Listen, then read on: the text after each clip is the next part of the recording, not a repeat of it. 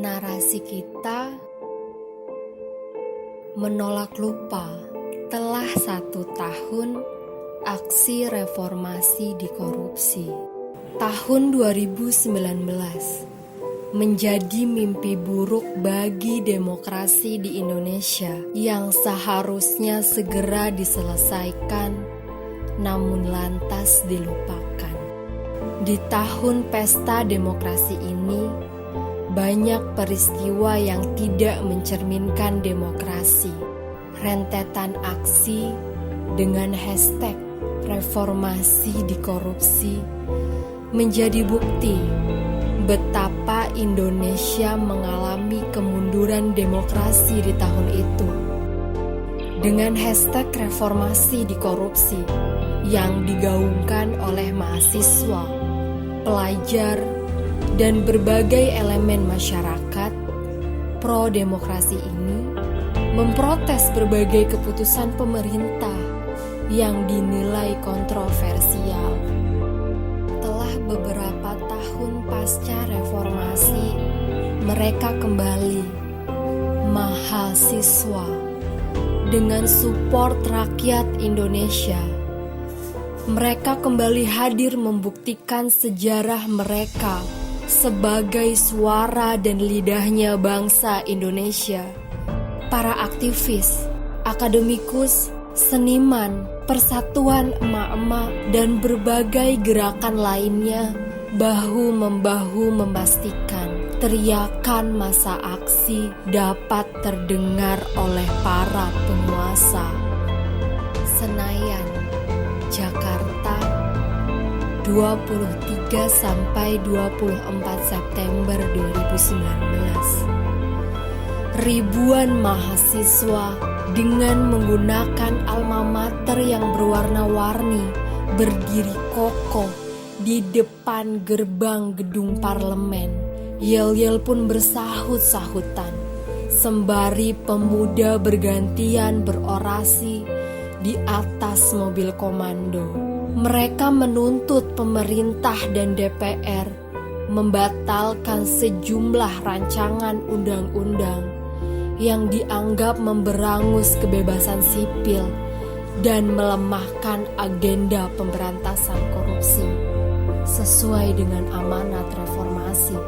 Mahasiswa juga meminta DPR menunda pengesahan rancangan Kitab Undang-Undang Hukum Pidana karena sejumlah pasal dinilai beresiko memberangus kebebasan berekspresi dan menyatakan pendapat.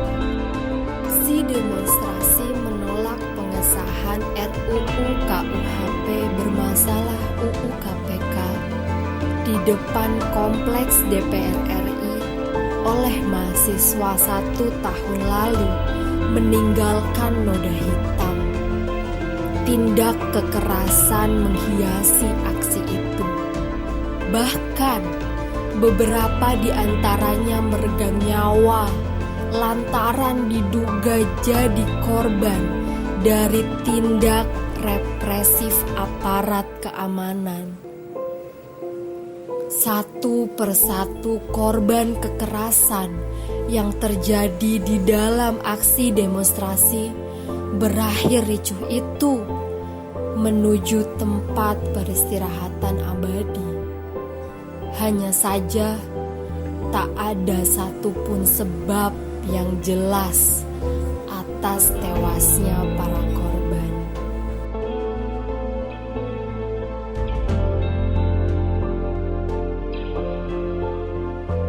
Satu sisi mengklaim bahwa korban tewas dalam demonstrasi diakibatkan tindak kekerasan yang membabi buta dari aparatur negara, terutama pihak kepolisian.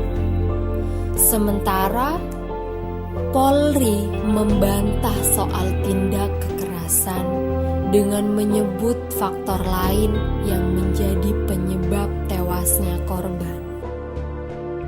Adapun tuntutan yang dilakukan mahasiswa di depan gedung DPR MPR dan berbagai kota di Indonesia, yaitu 1. Menolak RKUHP, RUU Pertambangan Minerba, RUU Pertanahan, RUU Pemasyarakatan, RUU Ketenagakerjaan, mendesak pembetalan UU KPK dan UU SDA, mendesak disahkannya RUU PKS dan RUU Perlindungan Kerja Rumah Tangga. 2. Batalkan pimpinan KPK bermasalah pilihan DPR.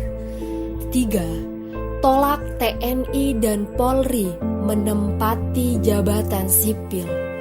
4. Stop militerisme di Papua dan daerah lain. Bebaskan tahanan politik Papua segera.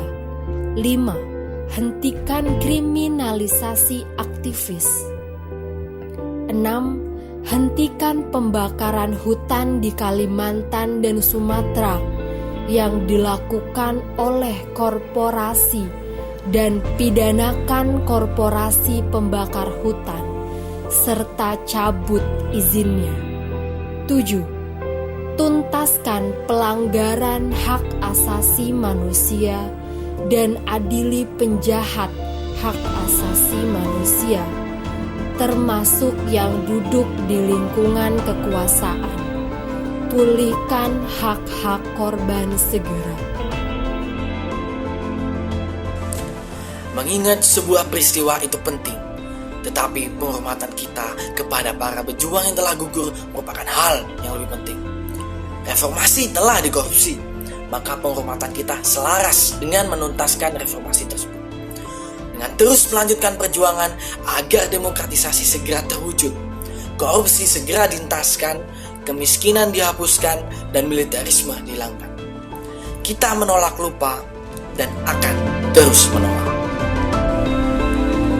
Sumpah Mahasiswa Indonesia. Kami, mahasiswa Indonesia bersumpah bertanah air satu, tanah air tanpa penindasan. Kami, mahasiswa Indonesia bersumpah berbangsa satu, bangsa yang gandrung akan keadilan. Kami, mahasiswa Indonesia bersumpah berbahasa satu, bahasa tanpa kebohongan.